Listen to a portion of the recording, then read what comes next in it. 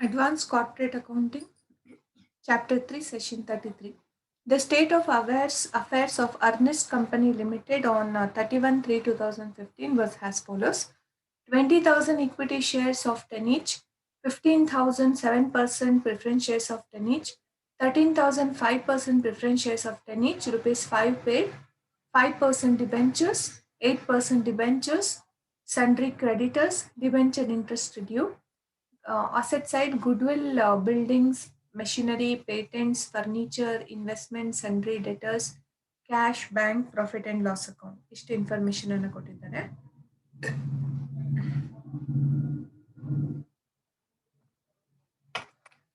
$13,34,500.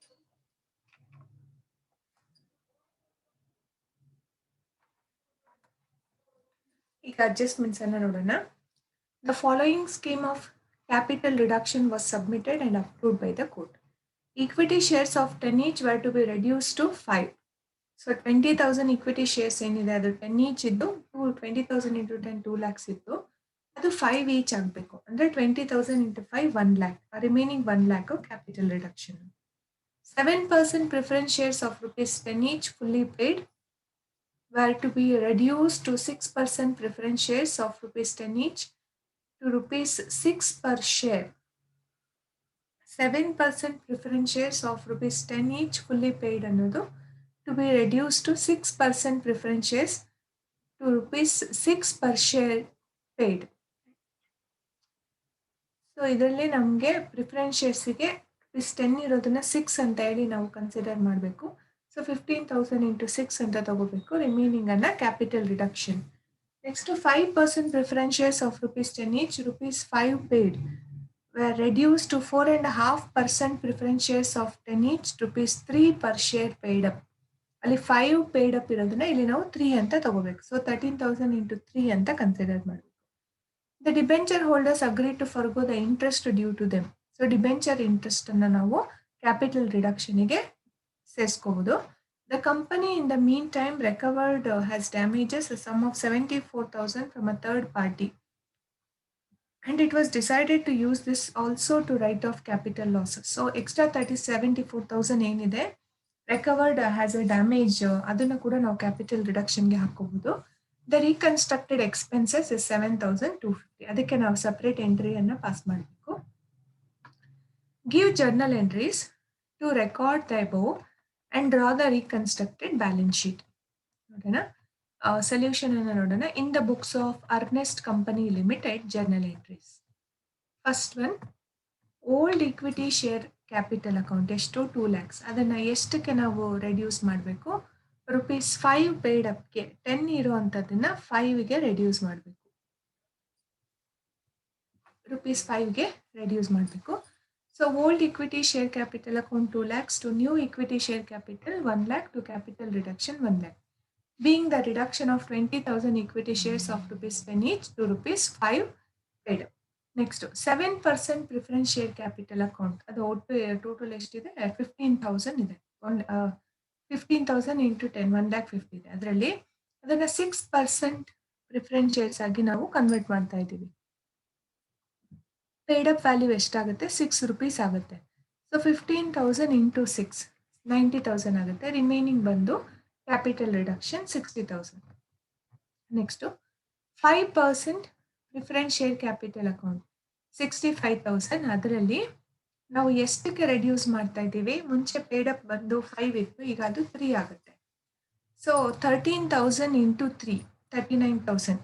Remaining amount 65,000 ಅಲ್ಲಿ 39,000 minus ಮಾಡಿದ್ರೆ remaining 26,000 ಬಂದು capital reduction account. Next debenture interest due, ಅದು ಕಂಪ್ಲೀಟ್ ಆಗಿ ಕ್ಯಾಪಿಟಲ್ ರಿಡಕ್ಷನ್ಗೆ ತಗೋಬಹುದು ನಾವು 19,500.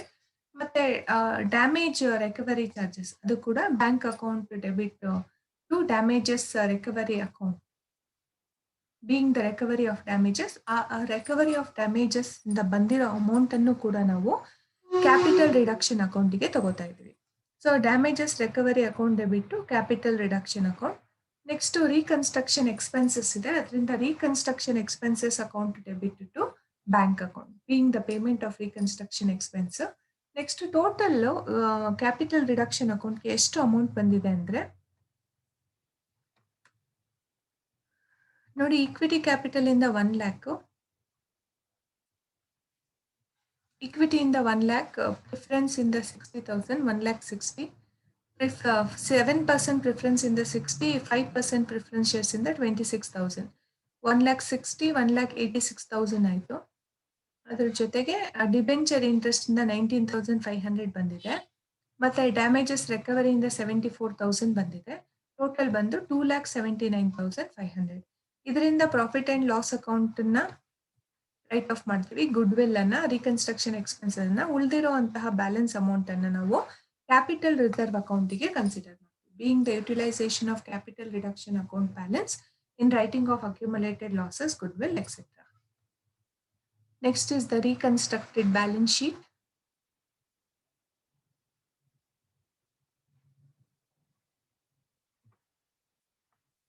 ನೋಡಿ 20,000 equity shares ಬಂದು 1 lakh, 15,000 shares, 15,000 into 6, 90,000, 4.5% shares, 13,000 into 3, 39,000, capital reserve ಉಳಿದಿರುವಂತಹ ಬ್ಯಾಲೆನ್ಸು, ಕ್ಯಾಪಿಟಲ್ ರಿಡಕ್ಷನ್ ಅಕೌಂಟ್ ಇಂದ ಎಲ್ಲ ರೈಟ್ ಆಫ್ ಮಾಡಿ ಉಳಿದಿರುವಂತದ್ದು ಕ್ಯಾಪಿಟಲ್ ರಿಸರ್ವ್.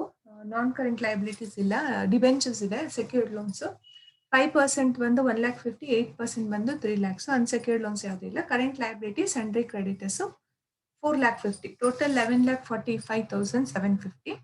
ಈ ಕಡೆ ಅಸೆಟ್ಸ್ ರೈಟ್ ಆಫ್ ಆಗಿ ಉಳಿದಿರುವಂತಹ assets buildings, machinery, patents, furniture, investment. Debtors ಬಂದು 4,15,000, ಕ್ಯಾಶ್ ಬಂದು 2,000. ಇದು opening balance of the bank account 18,000. ಈ 74,000 ಬಂದು ಡ್ಯಾಮೇಜಸ್ ರಿಕವರಿಯಿಂದ ಬಂದಿರೋದು. ಈ 7,250 ನಾವು ಎಕ್ಸ್ಪೆನ್ಸಸ್ ಅನ್ನ ಮೀಟ್ ಮಾಡಿರುವಂತದ್ದು, ಲಿಕ್ವಿಡೇಷನ್ ಎಕ್ಸ್ಪೆನ್ಸಸ್ ಅನ್ನ, ಅದನ್ನ ಲೆಸ್ ಮಾಡಿ ಬ್ಯಾಲೆನ್ಸ್ ಅಮೌಂಟ್ ಬಂದು bank balance. Total of assets again is 11,45,750.